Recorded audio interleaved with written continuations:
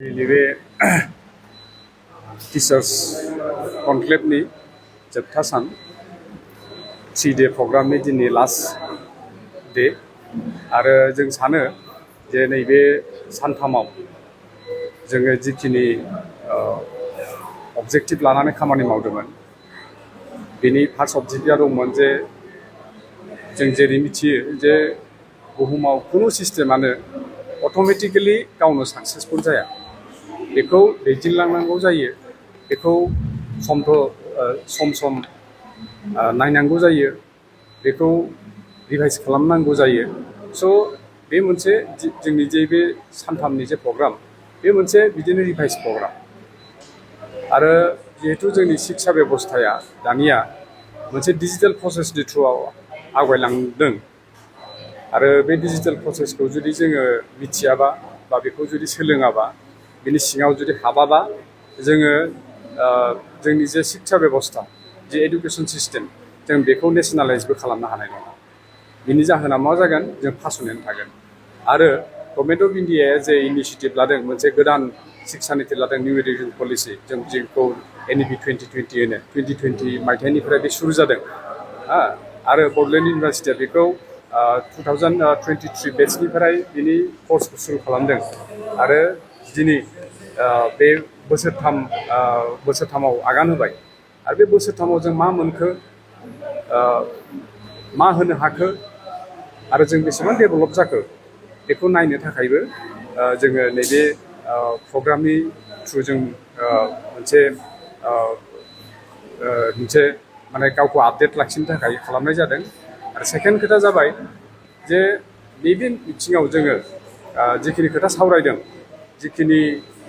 जों बेहाय research पार्सननि through सोलोंनो मोन्दों बेहाय जायफोर फोरोंगिरिफोरा बिथांमोना बेहाय फैदों बिथांमोननिफ्राय जोंहा मोनसे आसा जे जाहाथे जिखिनि खोथाखौ बेहाय सोलोंदों बिथांमोना बे जिनिसखौ कलेजाव गावबागाव एकाडेमिक इनस्टिटिउसनाव थांनानै बेखौ पास खालामनांगौ बेखौ बेहाय फिन फोरोंफिननांगौ जाहाथे एबार जायफोरा बिथांमोना बेहाय फैनो हायाखै बिसोरबो बेखौ सोलोंनो हायो आरो स्टुडेन्टफोराबो जाहाथे बेखौ मिथियो स' जों बे सामारनि जे गासैबो मडिउल्स दङ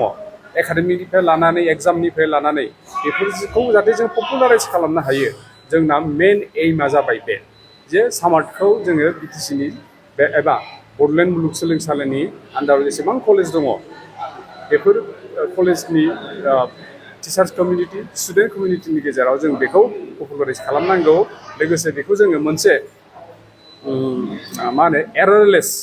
मोनसे गोरोन्थि गैयि मोनसे जों सिस्टेमाव जों लांनो थाखाय जों नाजागासिनो दङ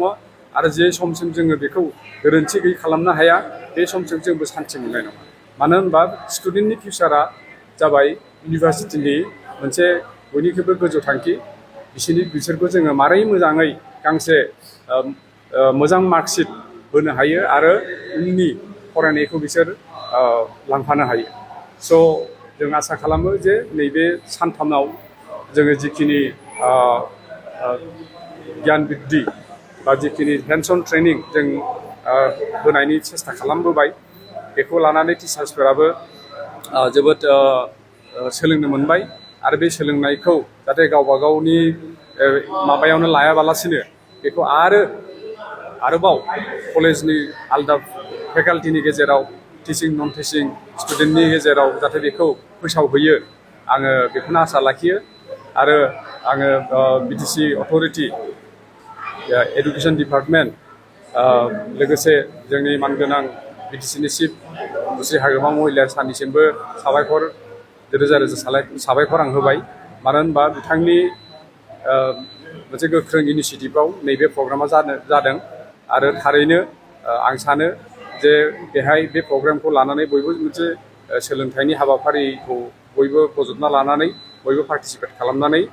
गावबा गावखौ गोरों खालामनाय लोगोसे जोंनि एडुकेसन सिस्टेमखौ आरो साबसिन हामसिन खालामगोन आङो बेखिनिखौ बुंनानै आङो नोंथांमोनखौबो धन्यबाद होबाय मानो होनबा नोंथांमोना लास्ट 3 days हमनानै जोंनि बे प्रग्रामखौ कभारेज खालामबाय थादों आरो नुबोदों जे बेहाय माबायदि जोङो टाइम टु टाइम मोनसे बिराद मोजां मोनसे सिस्टेमनि गेजेराव नैबे प्रग्रामखौ जोङो सालायनो नाजादों आरो बेखौ सालायनायाव जायफोर स्टेक हल्डार्सफोरा जोंखौ हेफाजाब होदों जोङो बयनिसिमबो साबायखर बावहरबाय आरो उनावबो जाहाथे जोङो बेफोरबायदि मोजां एकाडेमिक प्रग्राम खालामनो हायो बेनि थाखाय आसा लाबाय आरो नोंथांमोननिबो हेफाजाबखौ खावलायनानै बयनिफ्राय आङो माबा जुदि भुलफोरनि जुदि जोंहाबाबो जाफ्लांदोंबा बेनि थाखायबो निमाहा बिनानै आङो आंनि बिबुंथिखौ एसेनो फोजोबबाय गोजोन्थों।